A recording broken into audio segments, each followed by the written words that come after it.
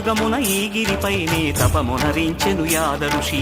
ధరాతలమ్మున అతని పేరుతో అయినది ఈ గిరి యాదగిరి. ఈ గుహలో వెలసెను ప్రళయ మహోజ్వల జ్వాలా నరసింహుడు.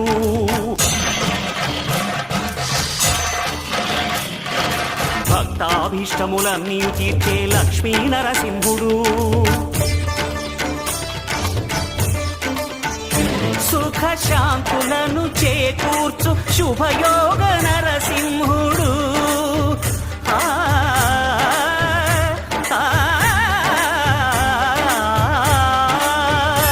సుఖ శాంతులను చేకూర్చు శుభయోగ నరసింహుడు.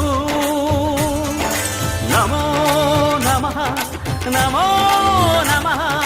నమస్కరించెను నాలుగు దిక్కులు నఖముల వెలుగుకు